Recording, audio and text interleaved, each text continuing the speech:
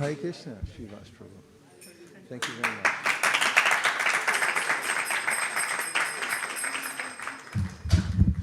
Welcome everyone to ISKCON of Silicon Valley. We're delighted to be together with you tonight. I'm delighted to be together with you. And thank you for braving the weather and coming down.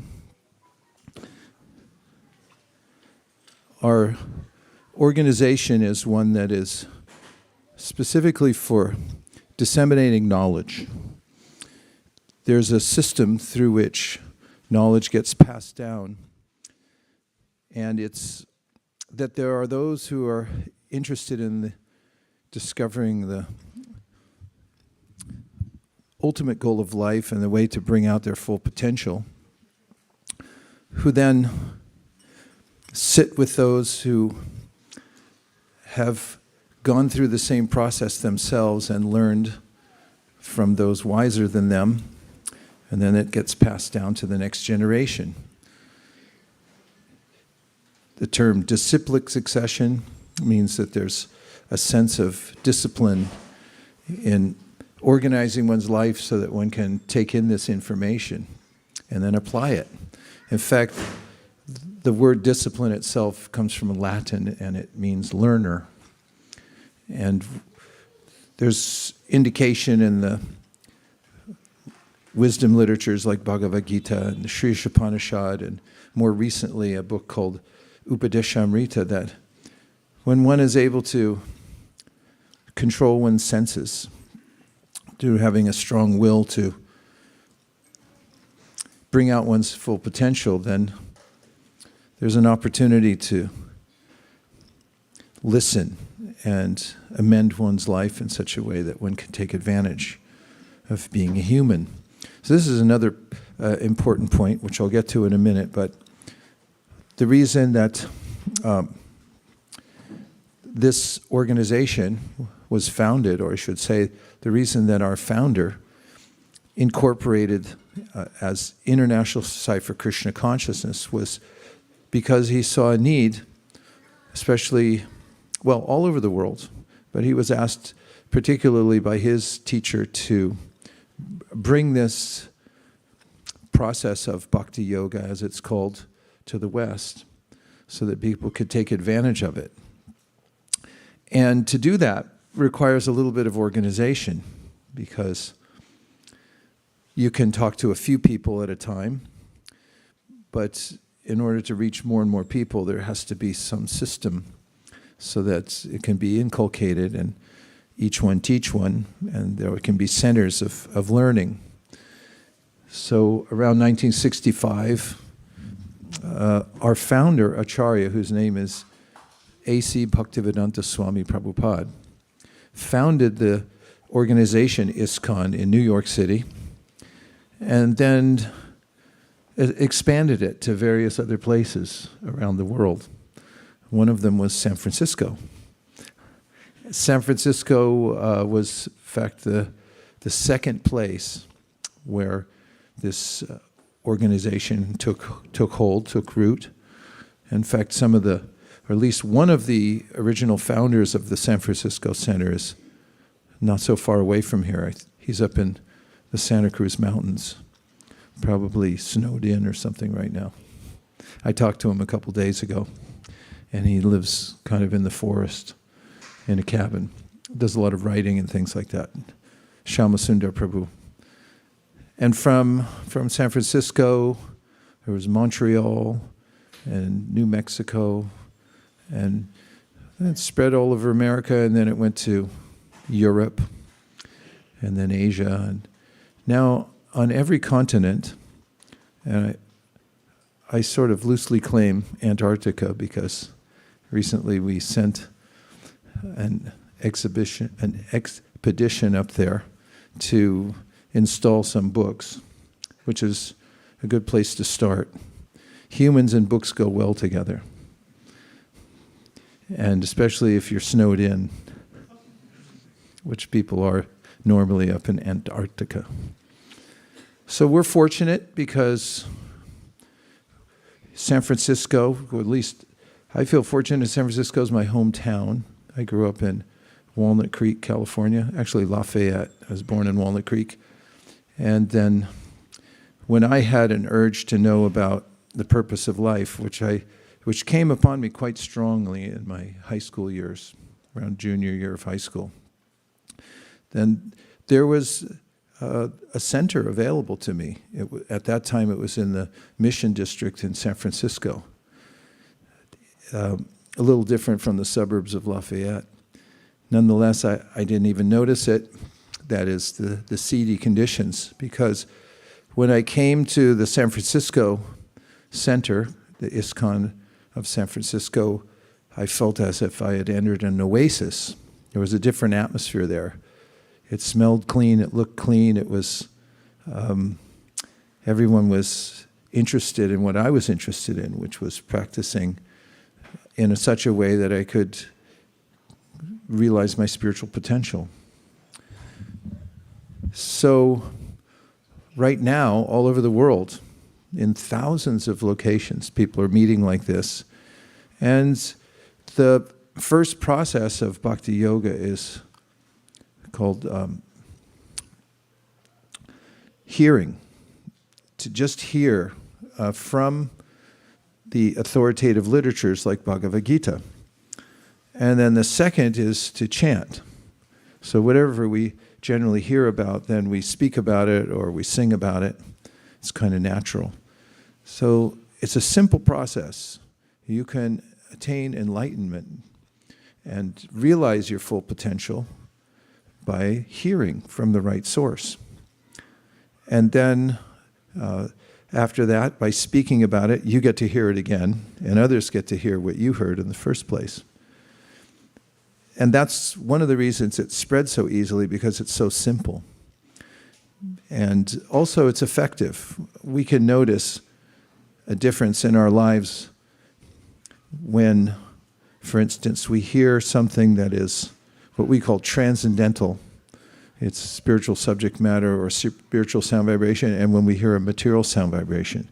Apparently, even plants and animals can tell the difference, because in some writing I'm doing right now, I'm looking for legitimate peer-reviewed research, but some of the research shows that birds, for instance, don't like noise very much. And there's also indication that on a molecular level, organisms are affected by the different kinds of sounds that they're exposed to. And humans are very sensitive to sound. We don't maybe notice it all the time, but if we're deliberate about it and we specifically hear transcendental sound vibration, we can notice that there's a awakening within the heart, or at least there's a way in which we start to feel more capable of dealing with the world in a reasonable way, in an enlightened way. It's one of the first signs that the effects of transcendental sound are working on us. This is a phenomena which is mentioned in one of the important books on bhakti called the Srimad Bhagavatam. And it says that when you take up the process of Krishna consciousness, you should be able to see for yourself directly that you're making progress. And it compares it to eating food when you're hungry. And sorry to bring the topic up, but we will feed you in a couple hours. And that is that you feel nourishment, satisfaction, and your hunger goes away with every bite that you take. And you know for yourself that you're feeling satisfied and that you're getting full and nourished. Right? Yes. Do you know when you're hungry? Yes. Are you hungry right now?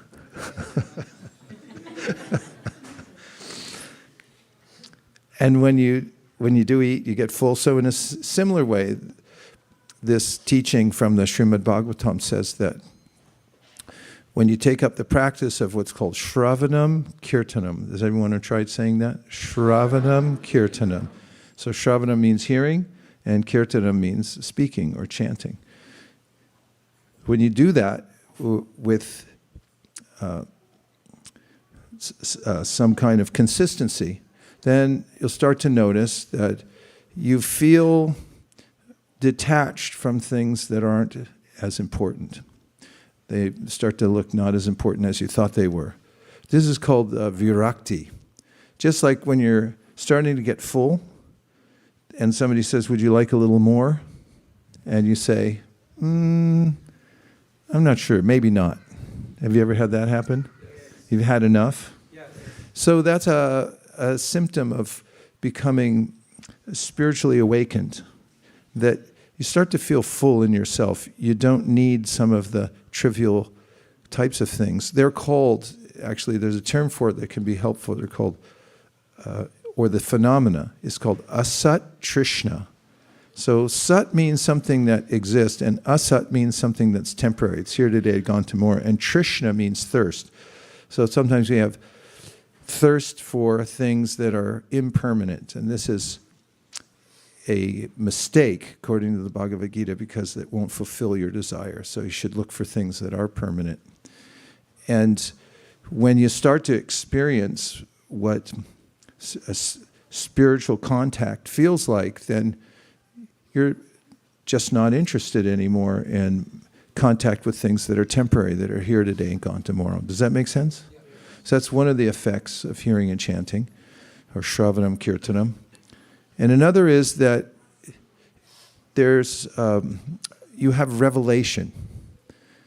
What's the revelation? It's an awareness that the Supreme, or we say Krishna, is behind everything. I might miss it if I'm self-absorbed.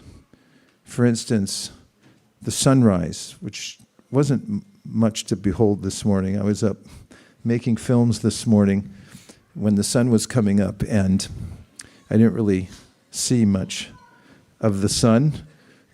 But you notice that it starts to get lighter. It's a huge event, actually.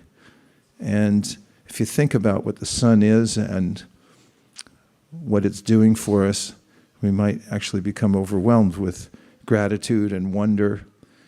But in a life that's divorced from thinking about the purpose of life and who we are and what's around us, I might miss it altogether.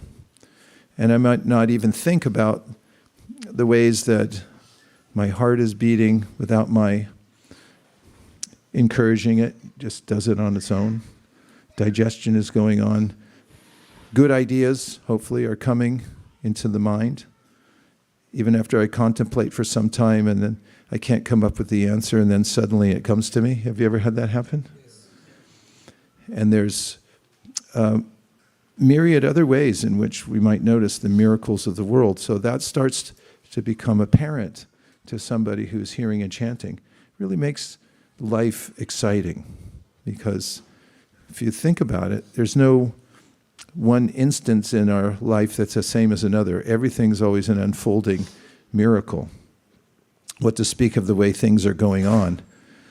But I could miss that if I have this sense of dullness, where I forget that actually there's an unfolding miracle taking place at every moment. But that's something that happens. That is that kind of vision when one performs shravanam and kirtanam, hearing and chanting. So that's analogous to eating. When I start to see the miracles of the world, I start to feel nourished. When I feel in inner fullness, then I'm not so much interested in the temporary things of the world. I'm interested in substance, not just fleeting forms of this world. And that's something that we can experience for ourselves. So Bhakti Yoga is practiced nicely in a group. There's ways that you can sit with others, wherever you may be, and do this process of shravanam and kirtanam. You can invite your neighbors over. And there's also an emphasis in Bhakti Yoga on being kind. That sounds like a good idea now that I said it. What do you think? Yes. And Krishna says it in the Bhagavad Gita that one should be a kind friend to all living entities. Were you kind to anybody today? Say yes. Yes. Okay, I hope you were. And so this kindness is not artificial. There's a sense of seeing how we're all interconnected. It's like if you're driving on the road and somebody cuts you off. How do you feel? Huh? Disappointed. And if you suddenly notice that you got cut off on the freeway and then you notice it was Srivas Pandit Prabhu driving, how do you feel then? Not so bad. It's like, hey, it's Srivas. Thanks for almost hitting me. Because when we have a sense of relationship, especially if it's a wholesome relationship, then we overlook various incidents when we don't know others. There's an impersonality to driving. We just see a big car coming down and we assume so many things about the person driving, and then we can develop a sense of abhorrence for that person, the way they're driving, and they forgot to put on their turn signal.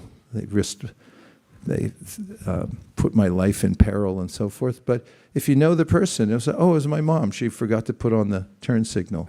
You'll forgive it very easily, right? So in a similar way, those who have this sense of connection to the Supreme see everything in relationship with the Supreme also. This is a famous verse. There are many verses like this that advocate for this universal vision. Not advocate for it, but point out that this is an enlightened way to see the world because it's true. And it starts off with the idea that we all come from an original divine source. We're all from the same source. And then, as persons, and we are persons, raise your hand if you're a person. Okay. Checking. Did you raise your hand? Okay. I had some friends and they were doing a kind of a campaign at the Houston Zoo once, and I went to see them. And they were distributing these buttons. I think it was a fundraiser, and then the button said, "Animals are people too." And this is sort of the universal vision of the Vedas, that although I may have a different body than you, everybody has a different body from everybody else. There's no one body. Probably it'd be impossible if we weighed everybody in here today, that we'd come up with somebody with exactly the same weight as somebody else. What do you think? Not so sure? Sounds okay. From an outward position or measuring anything about our physical stature or our abilities and so forth, we all differ in various ways. We have our talents and other places where we may need to learn more. And however, inwardly, we all have the same, we are the same because we're all sparks of the Supreme. We're all conscious entities. And so Bhakti Yoga has this, the teaching of Bhakti Yoga advocates this universality, or seeing that we're all related. And if you don't see it right now, it says, then practice seeing like that. It's called Anu Pashyati. So say Anu, and Pashyati. Pashyati means to see, and Anu means to follow. So following the teaching of the ancient wisdom literatures, one should notice that, and at least intellectually understand that we're all interconnected. There's a way in which we're all related. So just like when you're driving and you figure out that we're related, it's much easier to forgive the trespasses of others. And in a similar way, as we're moving about the world and we see that we're all related in one way or another, we feel this kinship, actually. Those, according to the Bhagavad Gita, who are spiritually advanced, feel a kinship with all living entities, not just humans, not just their family, because that's a bodily designation, that I was born in a particular family, so my family's okay, and everybody else can go to hell. This is kind of a vision, a limited type of vision. Or I might say, I'm an American, and everybody else can go to hell. Or I'm an earthling. Or let's just say I'm a human. I've expanded that point. Say, I'm a human, and all other species can. Yeah. So as one expands one's vision and sees actually we're all interrelated, everything comes from the same source, there's an expanded consciousness in which we feel this kinship with all living beings. And this doesn't mean, however, that I would embrace a tiger. Would you try to embrace a tiger? No. But it doesn't preclude also seeing that tiger is also, I'm related. And this is a verse from the Bhagavad Gita that's very famous. This means the one I'm about to say, which is Vidya Vinaya Sampane Brahmani Gavihastini Shuni Chaiva Shopakecha Pandita Samadarshina. Has anybody ever heard the word pundit? Nowadays people say, here's a political pundit. Or here's a pundit on terrorism, which I always thought would be the easiest job, because all you have to do when you're consulted is say, yeah, it probably will happen again. We just don't know when. Okay, thank you very much. So pundits, this word pundit from Sanskrit means somebody who's learned. So the standard of the ancients who taught Bhakti Yoga and of the Bhagavad Gita is that a learned person is one who has this sense that we're all related. That's what a really wise person sees. That whatever type of body a person has externally, the learned person sees, that's a temporary situation. It's like a shirt or a coat.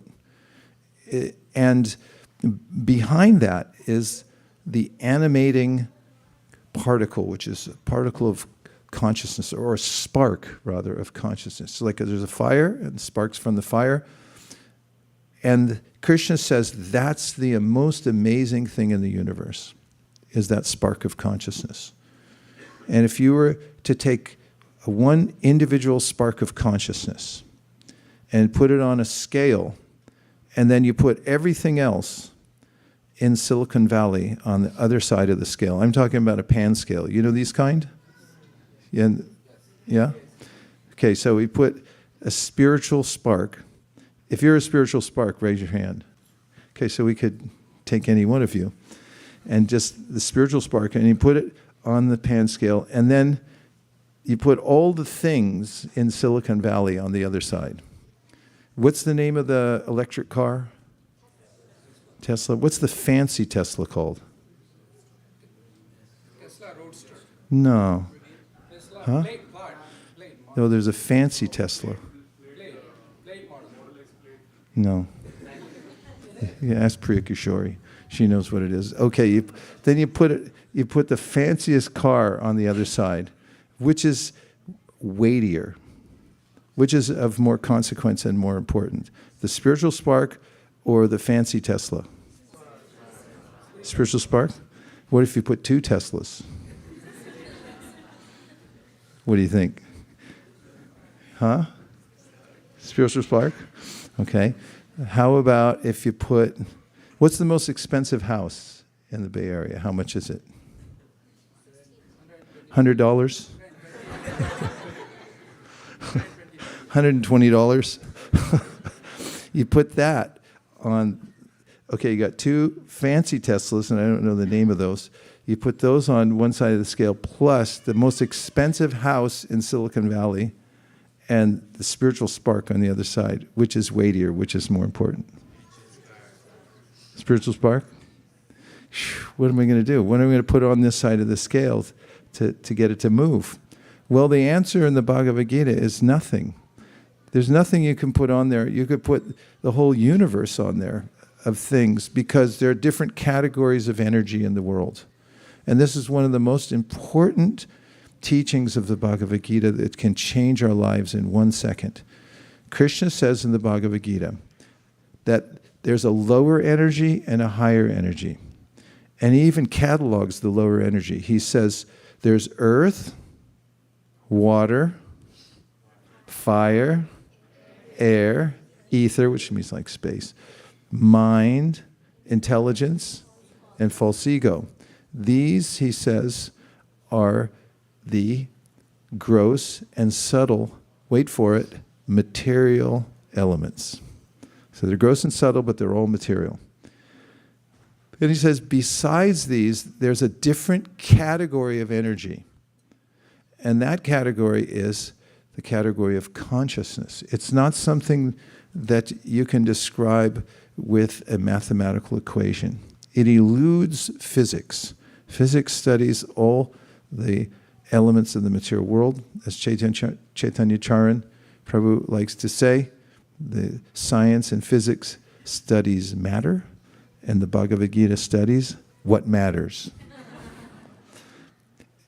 And as we just proved from the scale, at least anecdotally, and through democracy, a democratic system, that the spiritual spark is more important than matter, always. Not only that, it's the greatest show in town. In the Bhagavad Gita, Krishna says, if you want to see something amazing, do you want to see something amazing? Yes. Only 7 of you. Yes. Everyone else, close your ears.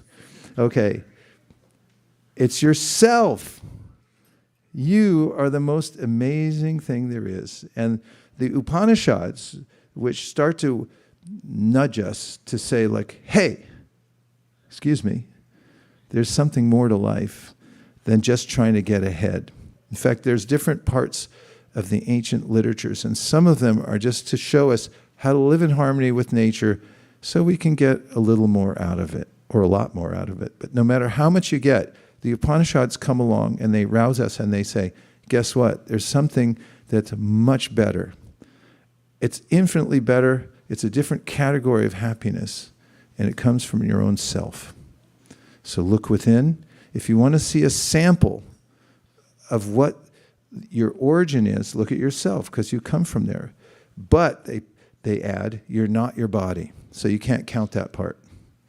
The eyelashes, can't count them. Nope. Sorry. Toenails? Nope. Even though it's a multi-billion-dollar industry, painting them.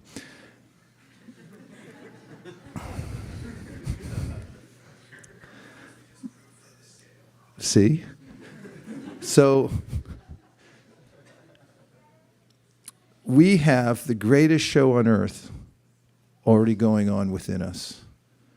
And around us, if we have the eyes to see. Life's not boring, nor is it depressing. So, how do we awaken this consciousness? 2 processes.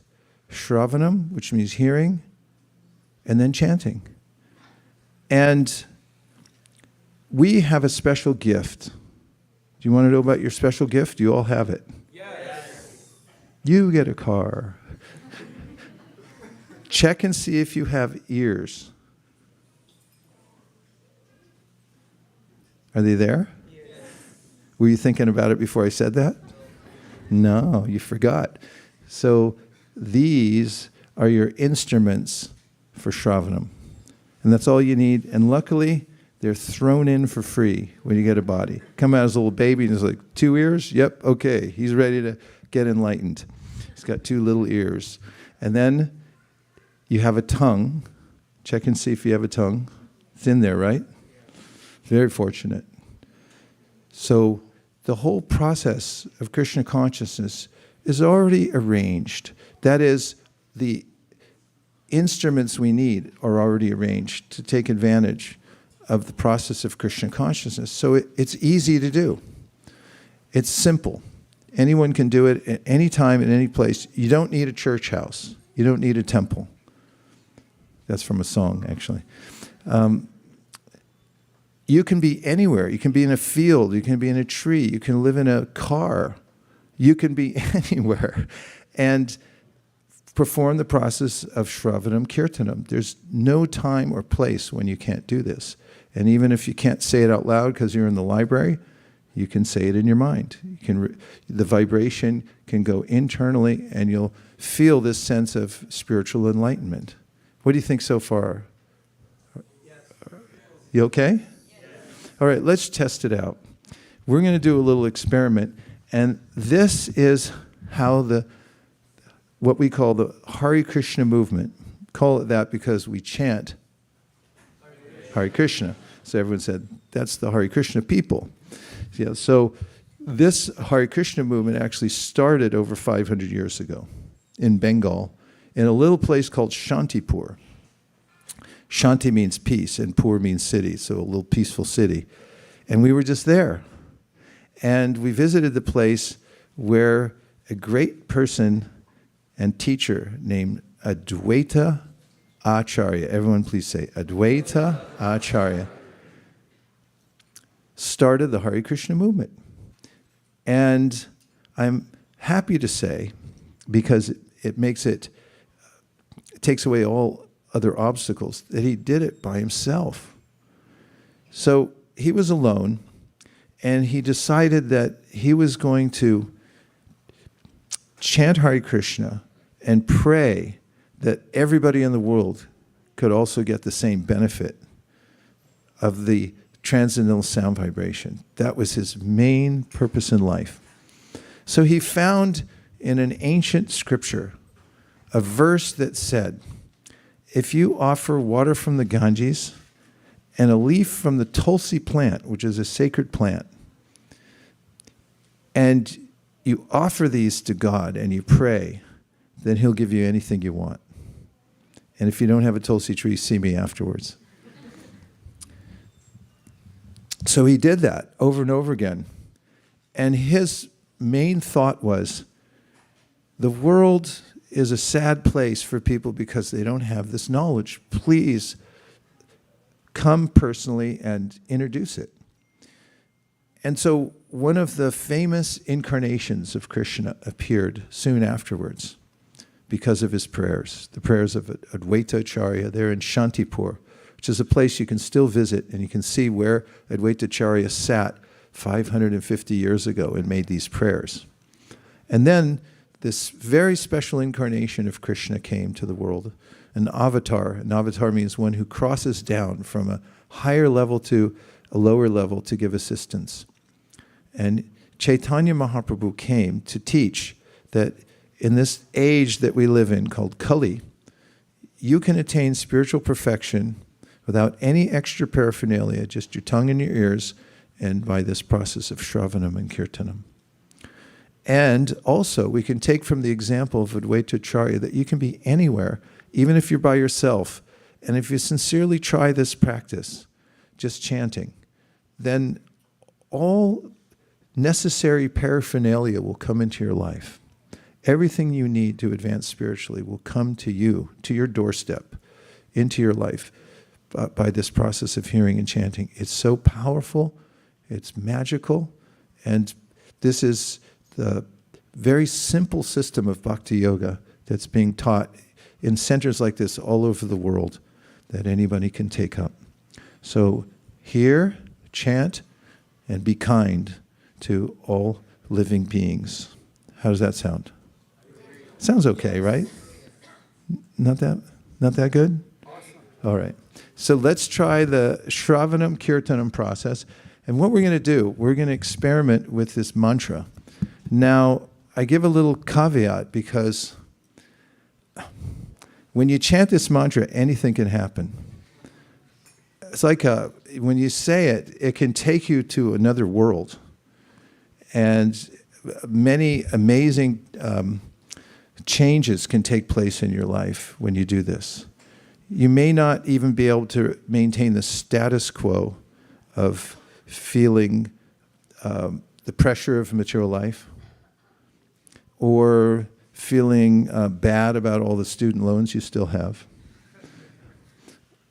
or feeling that the world is unjust. You may not be able to hold on to these once you chant this mantra. So we have a waiting room. We designed this temple so you can wait out this part of it if you want. You go out this door and down the hall. There's 3 rooms. They're soundproofed, and you can sit in there so you don't hear the mantra when we chant it. But if you'd like to mix things up and have a little excitement, then you can chant out loud. Just let it come out from your heart. Okay? Shall we try? Yes. Okay. We'll start off by chanting the mantra and clapping along, because that'll show that you don't need a tambourine or a drum or a harmonium to do this. All you need is your voice, and you can use your hands as percussion. And so we'll say a couple of introductory mantras, and then all sing the Hare Krishna mantra, and then you can repeat, and we'll go back and forth. Nama Om Vishnu Padaya Krishna Preshtaya Bhutale Sri Mate Bhakti Vedanta Swami Niti Namane Namaste Saraswati Deve Gauravani Pracharine Nirvishesha Shunyavadi Paschatya Keshatani Jaya Shri Krishna Chaitanya Prabhu Nityananda Sri Advaita Gadadhara Shivasadi Gaura Bhaktivinoda. So I'll chant and then please repeat, and you can clap along, but try not to speed up. We'll keep it slow and steady for a little while, and just try to feel the influence of the mantra itself being chanted as we chant it as a group. Hare Krishna, Hare Krishna, Krishna Krishna, Hare Hare, Hare Rama, Hare Rama, Rama Rama, Hare Hare.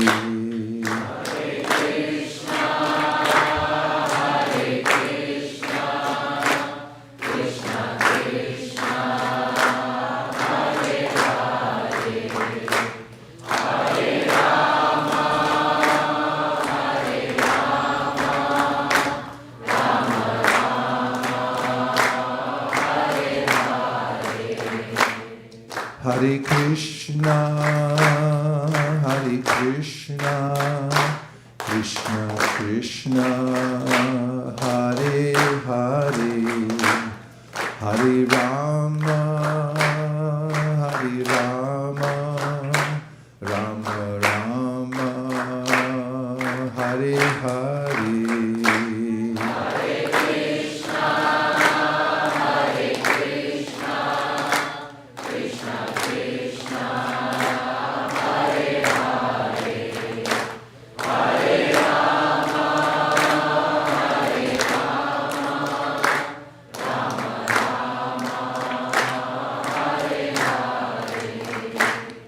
Hare Krishna, Hare Krishna, Krishna Krishna, Hare Hare, Hare Rama, Hare Rama, Rama Rama, Hare Hare.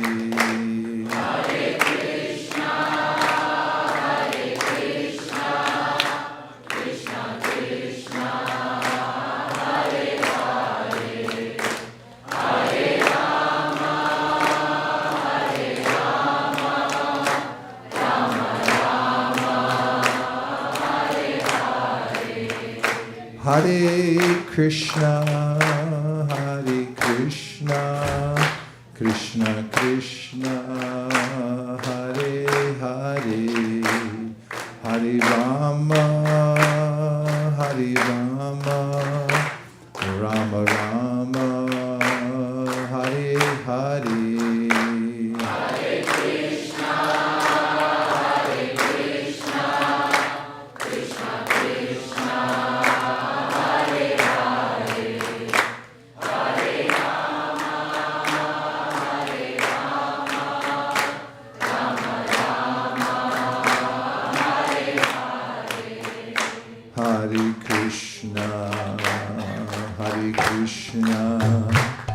Krishna Krishna, Hare Hare, Hare Rama, Hare Rama, Rama Rama, Hare Hare, Hare Krishna, Krishna.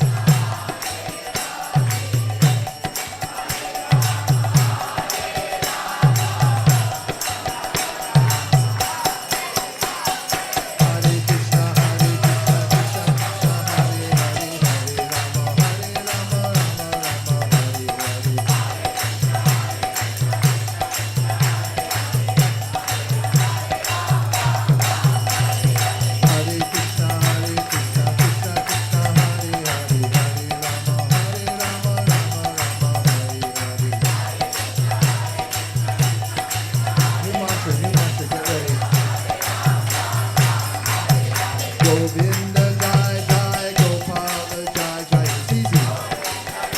Govinda Jai Jai. Govinda Jai Jai, Gopala Jai Jai.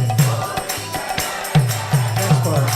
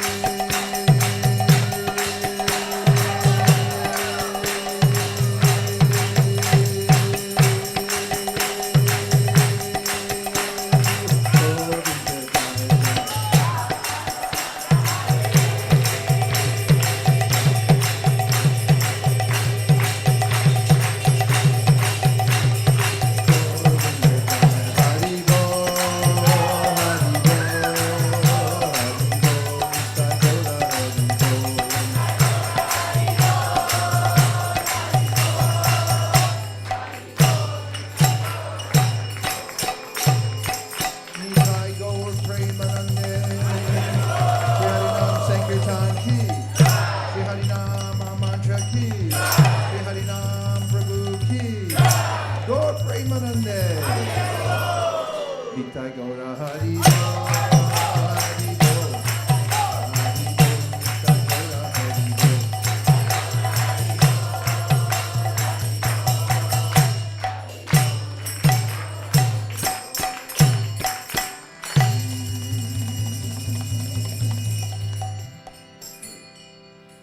So when I lived in New York City, in Brooklyn, in the morning time, the program for Bhakti Yogis starts early.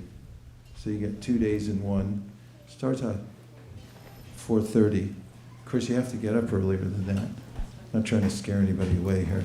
But after we have some really festive chanting at 4:30 to 5, then there's a chance to sit for a while together in a circle and do japa. It's a kind of meditation. Some people pace, a lot of people sit, but then you chant the same mantra using the same tongue, same ears, and you just listen to yourself chanting. And then you can notice the unusual and beautiful nature of the sound of the mantra. And if you can sense that, then you're chanting really nicely. If you get intrigued by it, then you've risen to a new level. And this is a purifying process. Chaitanya Mahaprabhu, who introduced this, or at least popularized it, said that this is the process that cleanses the consciousness or the heart. Cheto Darpana Marjanam, he said, he compared it to cleansing a mirror. When a mirror gets dusty or dirty, you can't see yourself. And when our consciousness gets cluttered and sullied with various material sounds and desires that leave us feeling at discord with the world, or we have a cognitive dissonance because we feel like we should be doing more, we should be reaching our potential, we should be living in a better way, more enlightened way, but we can't because we're influenced by our own internal environment. He said if you want to change that, you can chant. And the mantra itself has a cleansing effect because it's not different from Krishna, who's the original supreme origin of everything, and he's all pure. And so when you say Krishna, you have direct contact with Krishna. This is his philosophy. And so he said that you can take some time to chant what's called japa. Japa means uttering the name, repeating it over and over again, and then hearing. And then after that, in the morning time, we would have a class where we'd read from the Srimad Bhagavatam, which is the essentialized teachings of all the wisdom literatures, all in one book. And after that, having a discussion, it would be just before breakfast time and the sun is coming up. But just for fun, we'd go out the front door. It's right in the center of Brooklyn. And then we'd have a little festival along the street.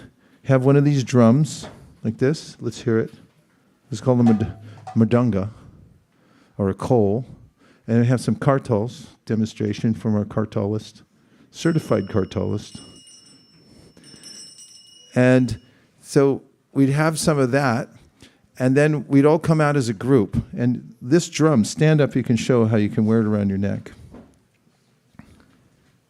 See, this drum was meant for patrolling around town. Not like a tabla where it's on the floor, you can't move it. But this drum, you can even dance with it. So just sway a little bit. You can show how, and play and dance. Like that. So imagine you're on your way to work, right? And you're not feeling so good about yourself. And you think like, this is drudgery, and I'm late with my report. And besides that, I'll never pay my student loan off even if they give me a raise. And I could add a lot more onto it, but I don't even mean to put anybody in anxiety.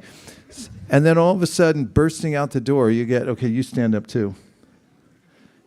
Okay, you two play together. Like that. And then we need like a dancer. You stand over here and do like this. Okay, go.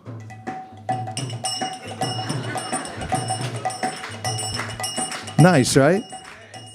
And then Hare, go. Hare Krishna, Hare Krishna, Krishna Krishna, Hare Hare, Hare Rama, Hare Rama.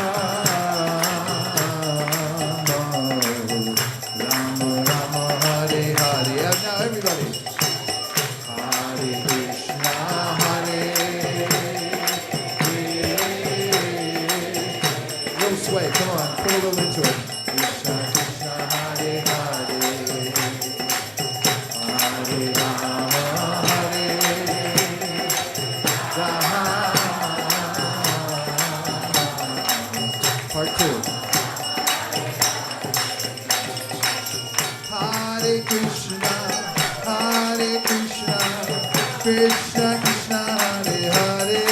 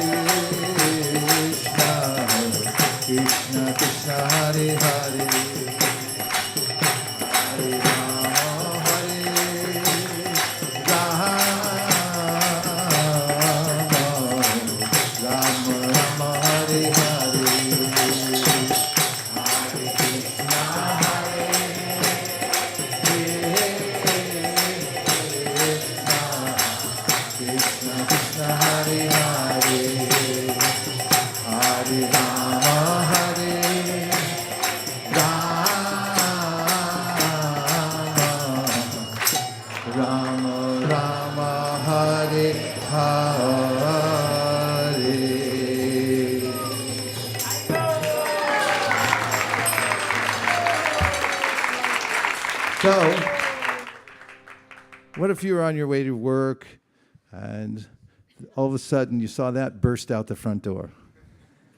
So some people, when they see and hear that, a little smile comes on their face. But then they think, yeah, all right, fun and games, but I got to go to work. Other people pretend like it never happened.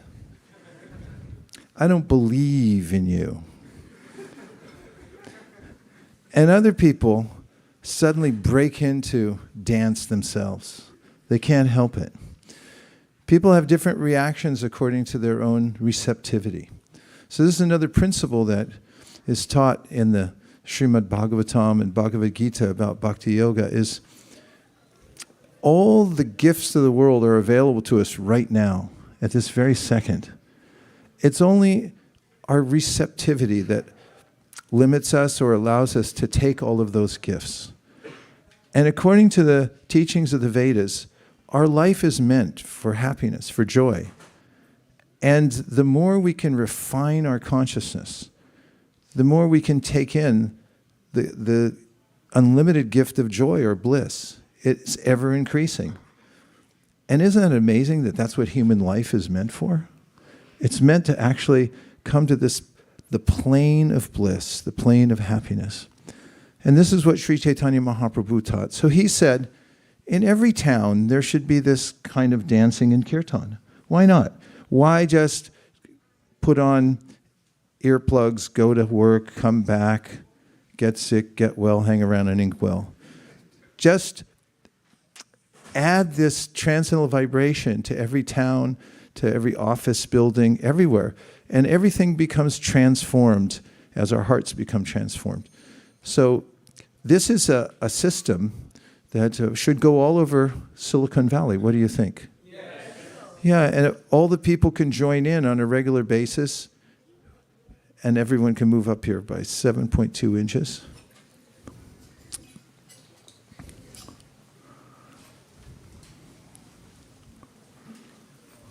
Hare Krishna, Hare Krishna,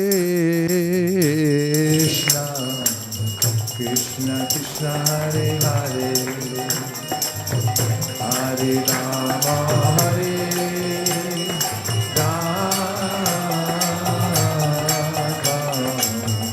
Rama, Rama Rama, Hare Hare.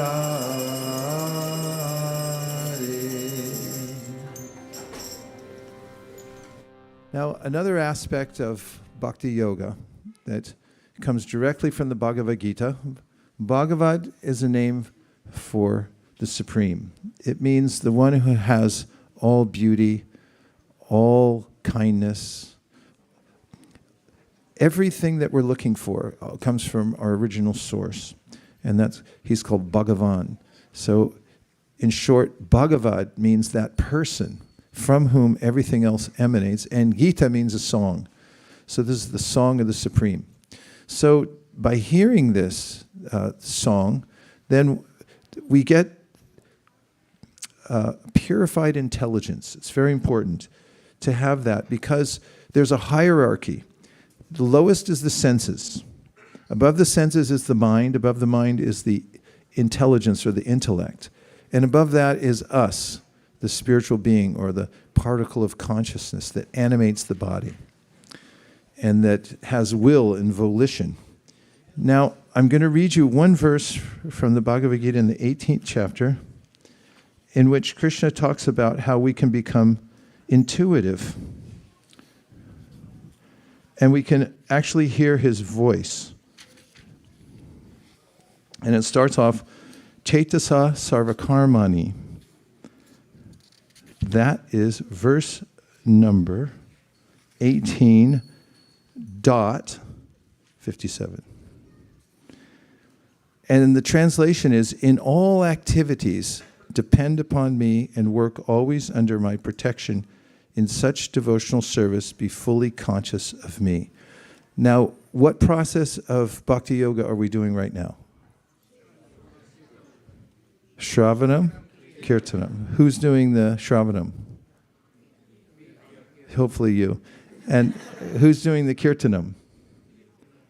Yeah, because I'm going to read it out loud. So reading something out loud, this is also called kirtan, because it's from the Bhagavad Gita. So it's transcendental vibration because it was spoken by Krishna. So now I'm going to read this out loud and just listen. And notice throughout while I'm reading this whether you're listening or not, okay? And when you find that you're not listening, you're thinking more about your student loan, then just bring your consciousness back to the vibration and take shelter of the vibration, okay? Deal? Yes. Here we go. In all activities, just depend upon me and work always under my protection. In such devotional service, be fully conscious of me. The purport is an expanded or an expanded understanding of the verse itself. And it's in line with all the teachers who have passed it down over many generations, and it's a synthesis of all their teachings right in the explanation. And here it is. When one acts in Krishna consciousness, he does not act as the master of the world. Just like a servant, one should act fully under the direction of the Supreme Lord. A servant has no individual independence. He acts only on the order of the master. A servant acting on behalf of the Supreme Master is unaffected by profit and loss. He simply discharges his duty faithfully in terms of the order of the Lord. Now, one may argue that Arjuna was acting under the personal direction of Krishna, but when Krishna is not present, how should one act?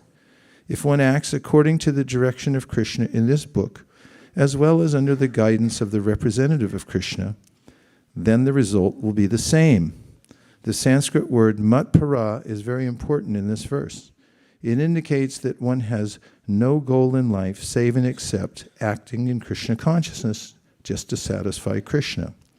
And while working in that way, one should think of Krishna only. Quote, I have been appointed to discharge this particular duty by Krishna. Unquote. By acting in such a way, one naturally has to think about Krishna. This is perfect Krishna consciousness. One should, however, note that after doing something whimsically, he should not offer the result to the Supreme Lord. That sort of duty is not in the devotional service of Krishna consciousness. One should act according to the order of Krishna. This is a very important point. That order of Krishna comes through disciplic succession from the bona fide spiritual master. Therefore, the spiritual master's order should be taken as the prime duty of life. If one gets a bona fide spiritual master and acts according to his direction, then one's perfection of life and Krishna consciousness is guaranteed. How was your experience of hearing? Good? Did you notice that your mind went away from the hearing and then you brought it back? So that's one of the practices, is to hear. So if you hear from the Bhagavad Gita and some of the other wisdom literatures which are readily available, I highly recommend reading the Bhagavad Gita every day. Then you chant a little bit, and then there's a couple more points. One is that what we eat is very important, because we are what we eat, not just in mind, but also in, not just in body, but also mind and in spirit. Our food affects us. So what's recommended in the Bhagavad Gita by Krishna is that you make the act of eating sacred. And how can you do that? Living right here in Silicon Valley, is when you procure some foodstuff, and maybe you cook it, then do it as an offering first to Krishna. You cook the food, and you think, I'm cooking this for Krishna, and then you make an offering. You say, please accept this offering. Then you take it. Then it purifies the process, and the eating becomes spiritualized. And there's one more point that I think can be very practical, that anybody can integrate, and that is that we all have to work to maintain ourselves, right? Yes. So when you do your work, think, I'm doing this work for Krishna. And one of the ways you can be sure that you're thinking like that is whatever fruit you get from your work, take some of it and offer it to help support spreading knowledge about Krishna.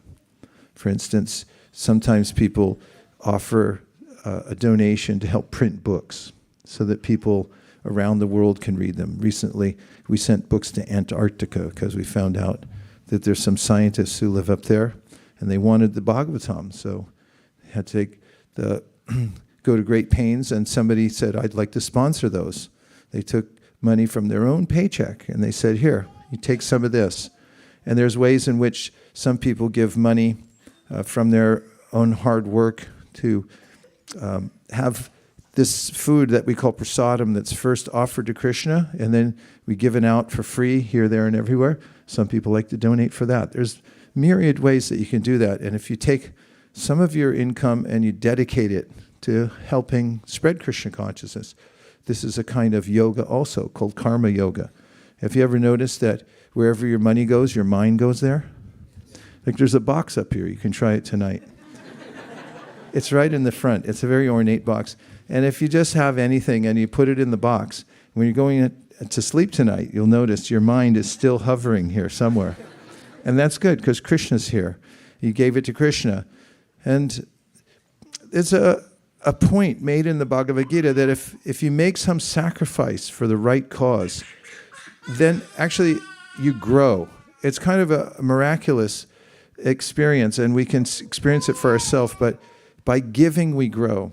The more we try to hold on to what we have, the more we feel burdened by it.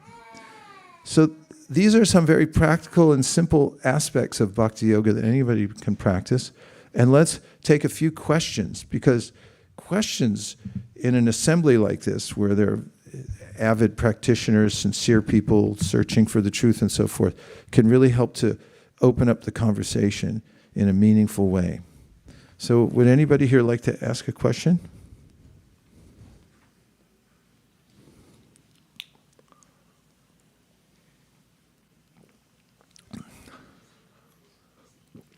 Yes.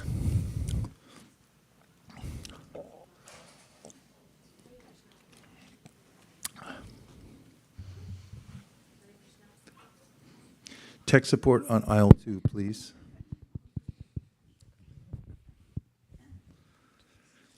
Hare Krishna. Hare Krishna. So Guru Maharaj, you mentioned Shravanam and Kirtanam, but sometimes, when you're not disciplined and your mind kind of wavers, how do you get that discipline back? Like you mentioned, when you were listening, how many of you, if your mind gets distracted, you bring it back. But when you're in an environment which is, when you're out in the material world, you kind of sometimes just feel like you're lost. You kind of get swayed away. What's your advice to stay disciplined? Practice. Whatever you practice, you'll get better at. And as far as environments go, does anybody know what environment this book was spoken in? During a battle. A very intense battle. It's there mentioned in the Mahabharata, of which this is one chapter. And it's kind of purposeful that Krishna did this on a battlefield. And he spoke to a warrior. And he also then transformed his consciousness. And he didn't change his hair. He didn't change his clothes. He didn't move to a new house, anything. He just changed his consciousness. And that's the purpose. So he asked the same question. Arjuna said, how can I do this? My mind is so disturbed. It's like the wind. It's always blowing. It's hard to catch. And then Krishna said, it's possible by practice. So if you practice anything, you'll get good at it. And it's worth practicing. Don't think you're the only one that your mind runs away. This is the nature of the mind. And if over a long period of time you practice bringing your minds back to, and what's the representative of Krishna, or the way Krishna manifests mostly here? Then the sound vibration. This is a quite unique philosophy. The sound vibration is non-different from the Supreme. So that's something. You can actually practice that. You can say the mantra, and then let's just say you take 5 minutes a day and you say the mantra, and then you practice that every time your mind goes away somewhere else, then you bring it back to the sound of the mantra. And you'll notice that you start to get rewards. You couldn't type the first time you tried, right? No. I'll bet you can type right now, right? Yes. A lot. Fast, right? Yes. So how did you do that? At first, you had to look at the typing book or the software and say, my finger goes here, here. You train it. And after a while, you just do it without even noticing how good you are. So if you practice hearing and chanting and listening, you'll notice that you get better at it. And one of the ways that you get better is you get a taste for it. You actually really like it. So you can practice and you'll get good and better. Thank you. Yeah, you're welcome. Yes.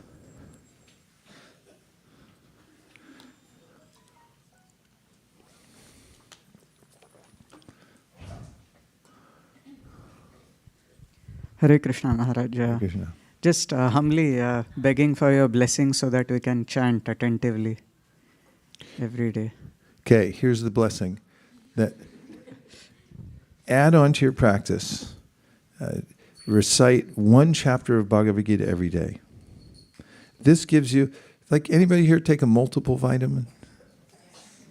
Only 3 people? Okay, see me afterwards. I have a small business on the side. Just kidding. What's it going to take to get you into a case of vitamins? I like tonics. You know what tonic is? It's something you take every day. Somebody gave me some tonic when I was in India. He said, you got to take this every day. It's like, okay. It's got alfalfa in it or something. It's like, okay, alfalfa tonic, I'll take it. And you take it, and whether it works on a physical level or not, I feel good about it. But Bhagavad Gita is a tonic. So there's a powerful vibration that comes from the Gita. And if you get into this practice of chanting one chapter of Bhagavad Gita a day, at least read all the English in one chapter of the verses. Or you could even chant the Sanskrit. And if you do that, it gives you a kind of superpower. What will happen is when you're walking around during the day, you'll start to hear the verses in your head, and they start to direct you. And then the other anxieties in your life, they start to be pushed out. They get pushed out of your consciousness, and then you start tuning in more to the vibration itself. I do this myself with verses. I carry around a batch of them. I'll show you. Show and tell. You like show and tell? Yeah. I always did too. So this is a little bag of verses that I collect. And inside I have these, pick a card, any card. So he pulls out a card. So look, this card, I'll tell you what it says. It says,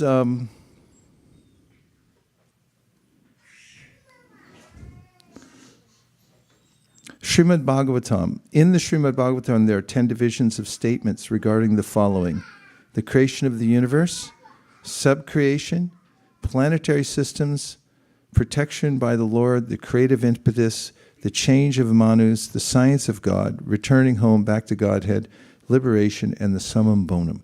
This is a little bit of a technical verse, but it's describing all the contents of Srimad Bhagavatam. So what I do is read a chapter of Bhagavad Gita and also carry these around. In fact, before I go to sleep at night, I like to take one with me and just look at it. And then and so, you know, you can keep your consciousness absorbed in many different ways because it's available. It's right there and you can do it. So that's the blessing. The blessing comes if you take that little discipline and do one chapter of Gita a day. And we started actually on our yatra when we were in India, and everyone volunteered and vowed to do it. So I got a little app on my phone called Streaks, and it measures streaks. So every day when I finish my chapter of Bhagavad Gita, then I push the button, and there's a little sound that I've become addicted to now. It goes, and it's like, okay, whatever else happens, I did my chapter of Bhagavad Gita. And if you start adding these little embellishments to your life, then you'll start to notice that, wow, this is beautiful. I like to do this more and more. And as we heard in today's verse from the Bhagavad Gita, if you become conscious of me, I'll guide you. I'll take you over all the obstacles. So don't be lost. Just tune in to the spiritual sound vibration. You don't have to do more than that, actually. Srivas Pandit Prabhu for the close. Oh, yes. No, she was just saying we got to stop. Right? Yeah. Vaisesika Prabhu, thank you for the reminder. And I must confess that I did do the chat, but there have been instances where it didn't happen. But now I just want to reiterate and add myself to add chat campaign. Add Chad. Haribol. Anybody else would like to add Chad? Just say Haribol. Haribol! Wow, that's a lot. Okay. So now we're going to have a Hare Krishna dance festival. So there's the kind of dancing you saw here. There's also, you can sway. If you don't like dancing publicly, you can dance in your mind. In which case, watch out for everybody who's getting wild. But we're going to stand up, move all the seats back here, and we'll sing the Hare Krishna song, that's Shravanam Kirtan, but we'll add dancing to it, okay? Thank you very much. See you back here in 2 minutes.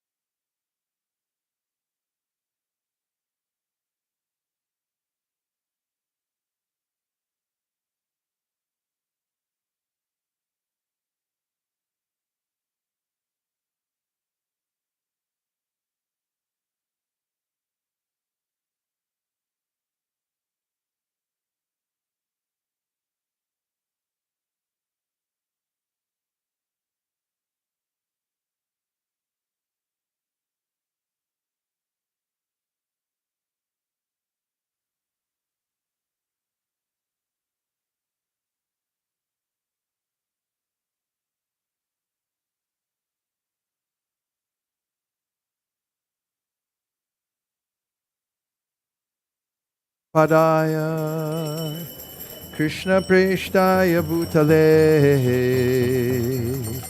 Srimate Bhakti Vedanta Swami Niti Namine Namaste Saraswate Deve Gauravani Pracharine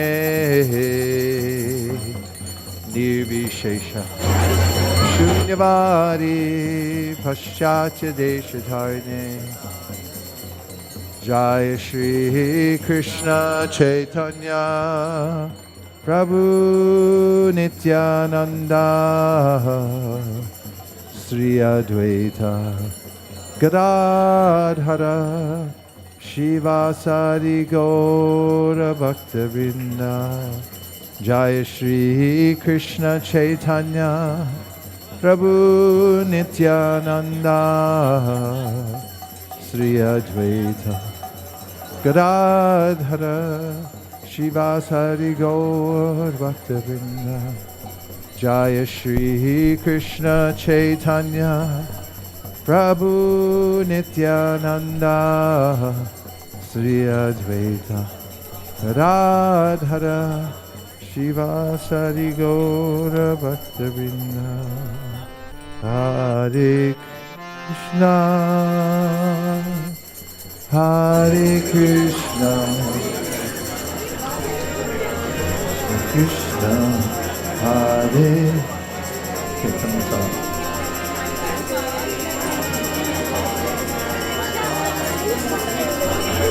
Hare Krishna,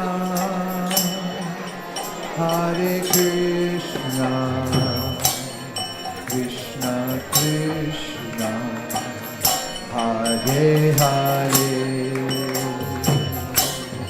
Hare Rama, Hare Rama,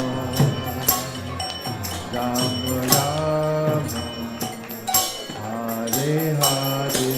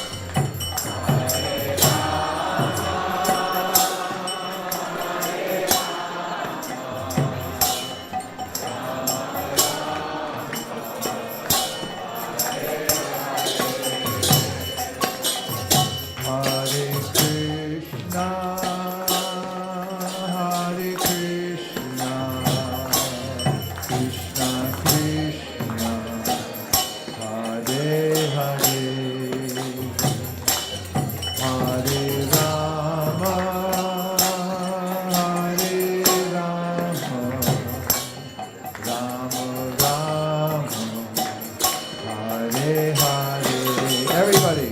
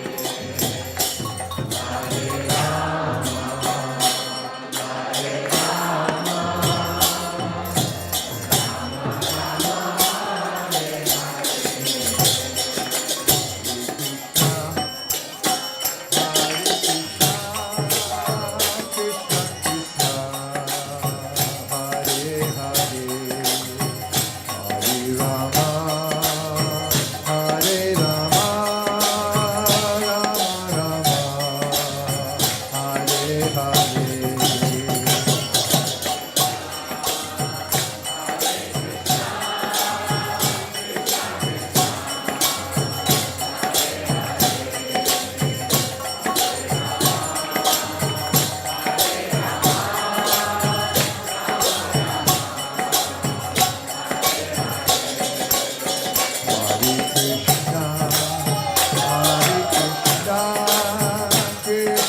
Krishna,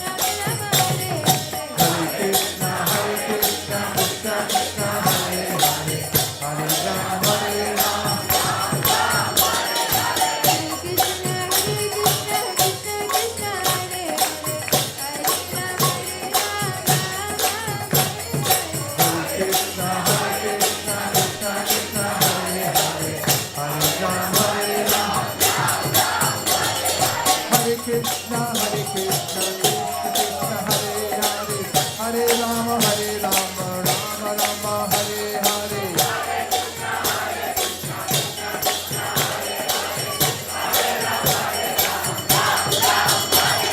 Hare Krishna, Krishna Krishna, Hare Hare, Hare Rama, Rama Rama, Hare Hare.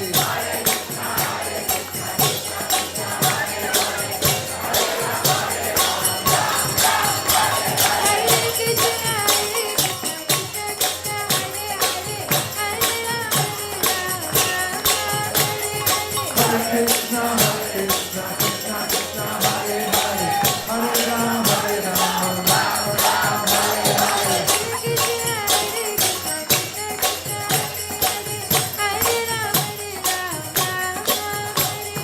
Hare Krishna, Krishna Krishna, Hare Hare, Hare Rama,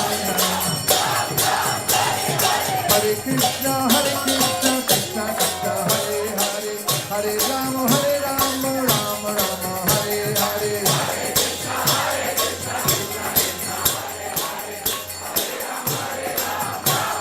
Hare Krishna, Krishna Krishna, Hare Hare, Hare Rama, Rama Rama, Hare Hare.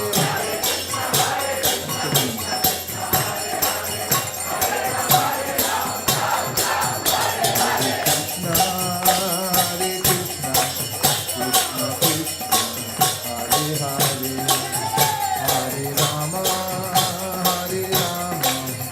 Rama Rama, Hare Hare.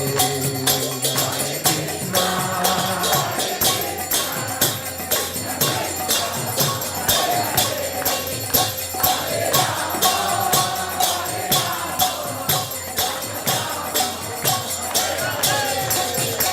Krishna. Hare Krishna, Krishna Krishna, Hare Hare, Hare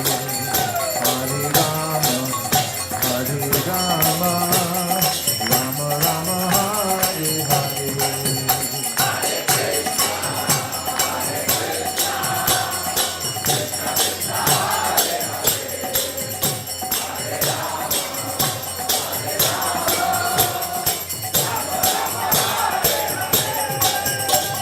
Krishna, Hare Krishna, Krishna Krishna, Hare Hare, Hare Rama, Rama Rama, Hare Hare.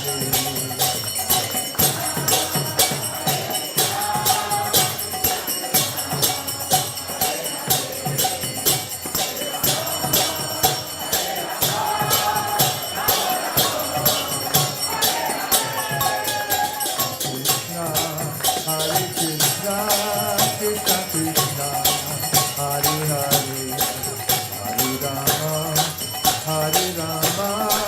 Rama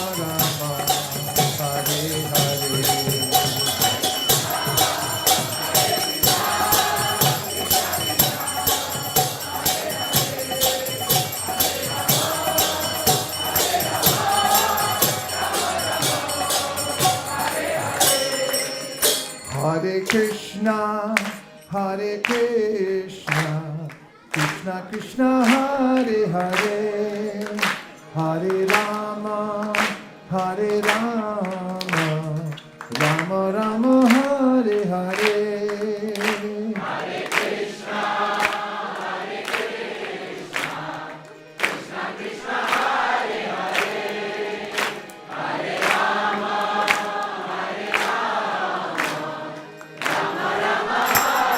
Hare Krishna, Krishna, Hare Rama, Rama Rama, Hare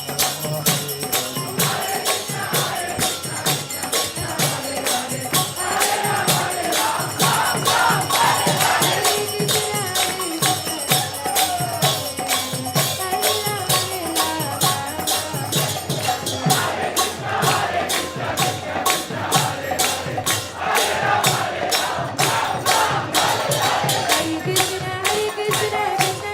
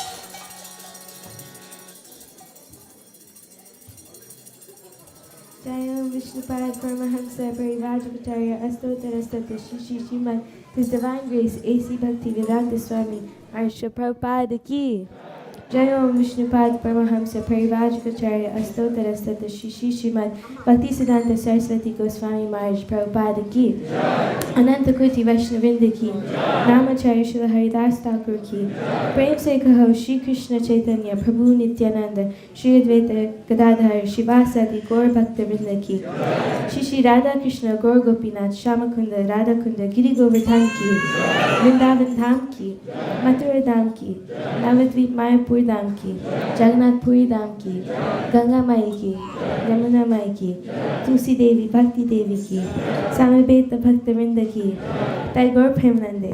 All glories to the assembled devotees. All glories to the assembled devotees. All glories to the assembled devotees. All glories to Shri Shri Guru and Gauranga.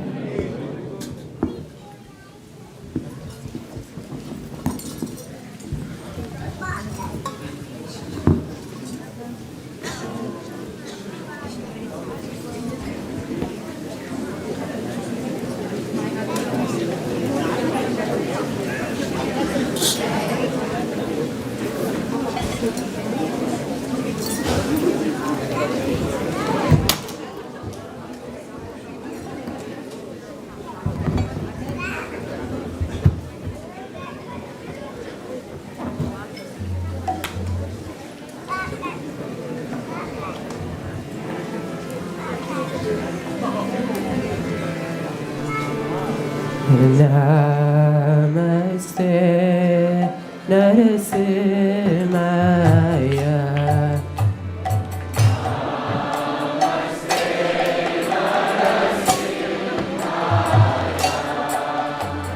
Namaste Narasimhaya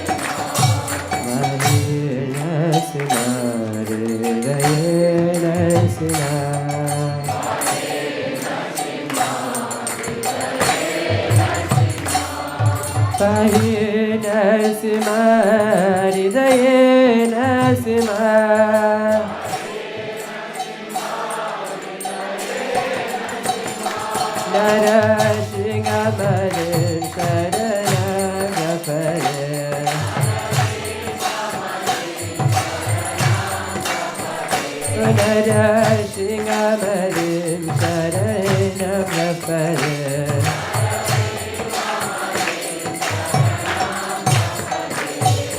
Avakara Kamalavarena Adbhuta Shringam Dalita Hiranyakashipu Tanuvingam Keshavadita Narahari Rupa Jai Jagadisha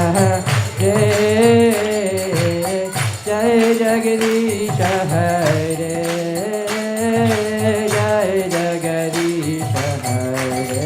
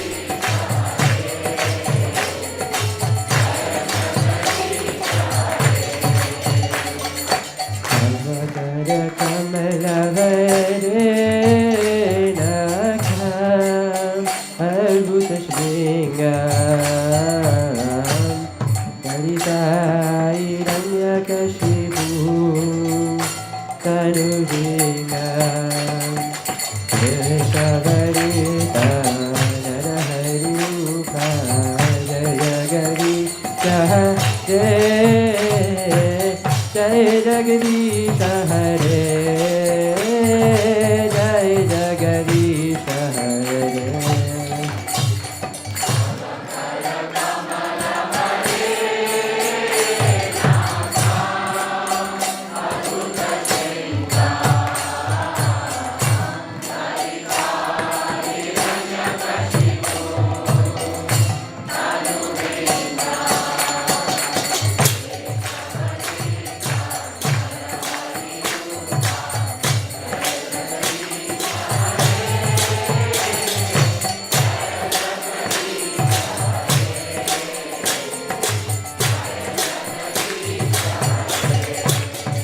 Jaya Narasimhare Jaya Narasimhare Jaya Narasimhare Jaya Narasimhare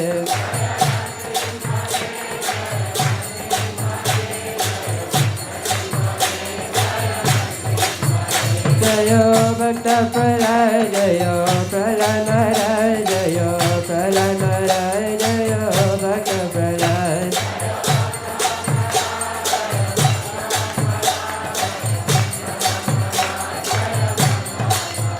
Jaya Jaya Prabhupada Prabhupada Prabhupada Jaya Prabhupada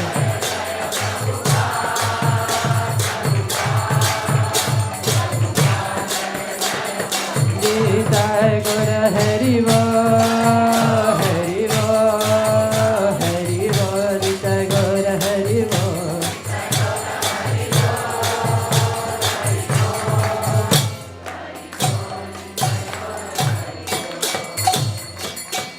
Lakshmi Narasimhadev ki, Prahlad Maharaj ki, Gaur Premanande.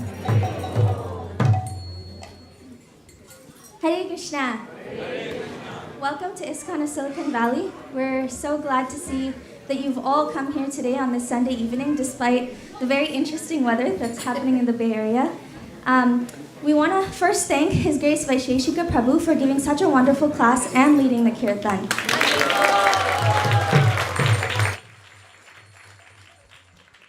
And we also thank Parth for leading the wonderful Nrsimhadev prayers.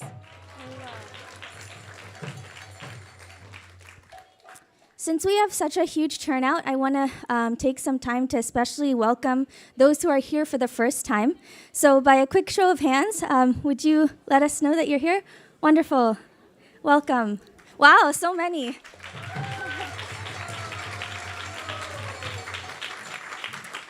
Thank you so much for being here today. We really hope you enjoyed your visit.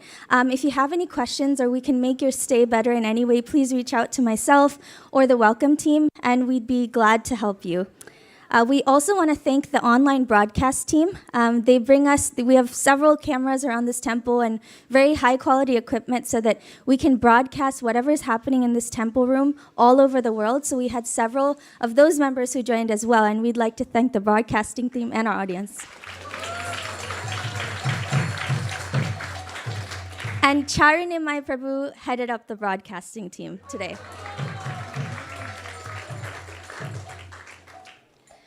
We have one sponsor for today's feast. So a sponsor, they usually come forward to sponsor the feast on a special occasion. And today we have Snehal Mataji, who is present here. And she is sponsoring on the occasion of her birthday, which was last Tuesday.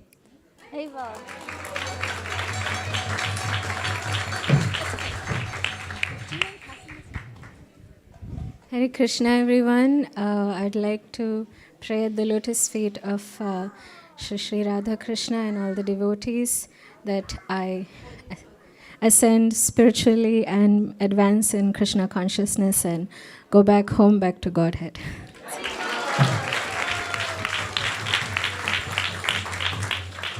Thank you, Snehal Mataji, and we wish you a happy birthday. We have a Mahaprasadam sweet, which I'll give to you after the program.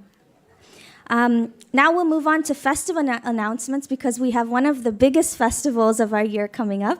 So Hansapriya, excite us. Jai, I want one of the kid in the group who is under 10 wants to tell me what's coming up. What's the next festival we have? Who wants to tell? Yes, what's going on? A Gaur Purnima.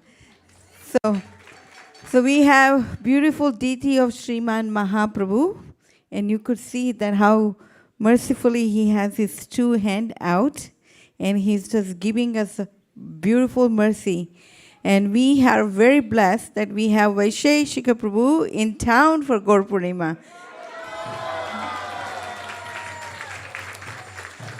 So we will be blessed with the Krishna Katha starting 4:30 a.m. That's Monday the 6th, March 6th, next Monday. So you can figure it out, whatever excuses you want to think about to let your boss know. So you have 1 week and then you can fall in sick or whatever, and it's bona fide. We'll show you. Only you have to give $108 for CC set and we'll prove you that it's a bona fide. All right, so that is the next Monday, the March 6th. We'll begin at 4:30 a.m. and we will go on. In the morning program, we also have an initiation ceremony by Vaisesika Prabhu. So we will have starting Mangala Aarti, followed by greeting the deities and initiation ceremony. And then in the evening, we'll begin at 5 p.m. So Lord Chaitanya is very merciful. I know that some of you must have to be at work. You have no excuse. So we have program in the evening. So don't miss out that part, okay? So if you have any, on-call thing or something, please switch it off so you can pass it on. So you can be here on-call with the Mahaprabhu, okay? So we'll see you at 5 o'clock in the evening. If the kids have school and you can't bring them because you're far away, but do bring them in the evening. Okay, so that would be 5 p.m. to 7:30 p.m. 7:30 we'll have prasadam, and that program will have morning and evening. Okay, next Sunday, what's happening before the Monday festival? The next Sunday, the same program, what we have on Sunday afternoon, that's going to be on the Sunday morning starting 10 a.m. Okay, you got it? What time next Sunday? 10 a.m. So kids' schools would be there, 10 to 12. So teachers will be sending out, Sukeshwari will be sending out announcement. So that's going to be Sunday, 10 to 12, the kids' school, and then we'll have the morning program. And then in the afternoon, everyone has opportunity to get engaged in the service of Lord Chaitanya Mahaprabhu. Is that blissful or not? So we'll have wonderful opportunity for each and of you to get engaged in the service. If you're working on Monday, take full advantage of doing all the services on Saturday and Sunday. You can talk to Sukamala Radha Mataji. You can also talk to Kalakeli and Brajvilasini and Harisan Kirtan Prabhu. You can also help out our Nam Smaran Prabhu and other devotees, Vivek Prabhu, who would be doing the outside cleaning. So please plan to be here after the Sunday Feast program so all the devotees can wrap up service early in the evening and we all can see you on Monday morning for Mangala Aarti. Is that a good deal? Yes or yes? Okay. All right. So we'll see you next Sunday. And I really want to say that it's really inspiring and encouraging to see you in this rainy weather, that all of you are cramped in here. We love you so much more for this. Hare Krishna.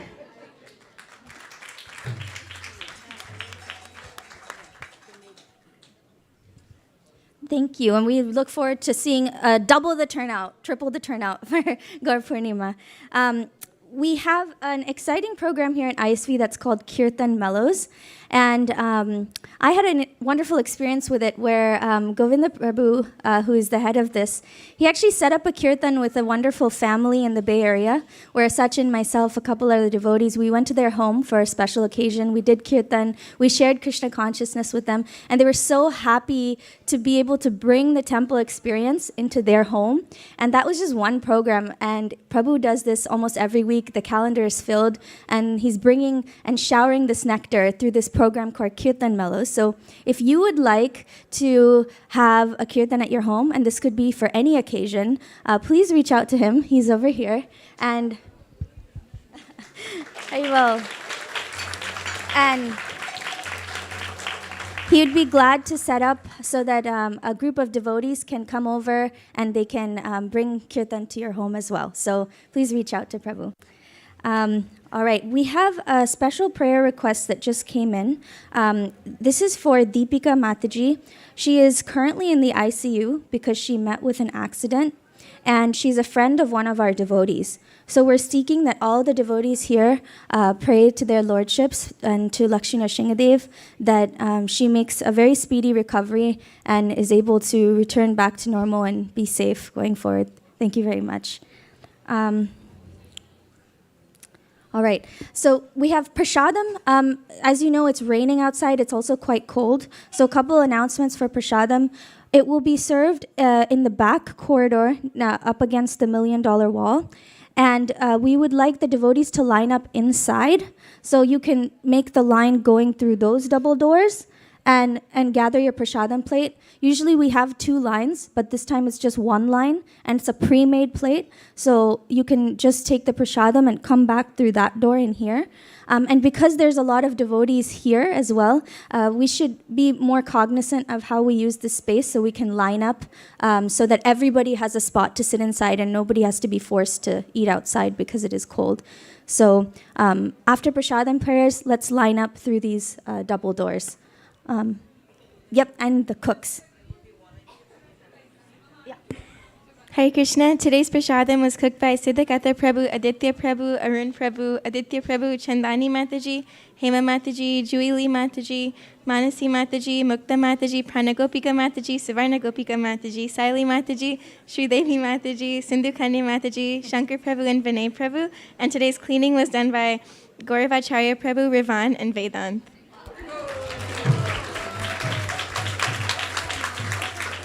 As you can see, the list of cooks was very long and the list of cleaners was very short. So we definitely need more cleaners. So because we need the temple room cleaned by usually 7:30 p.m. 6:45, sorry. We need the temple room cleaned by 6:45. After you honor prasadam, let's try to clear the temple hall so that we can begin cleaning and we can have a couple of volunteers help out with that. All right, after quick prasadam prayers, prasadam will be served. Hare Krishna.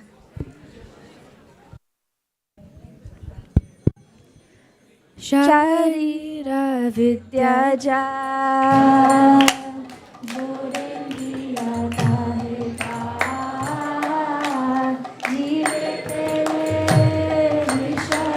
Sakare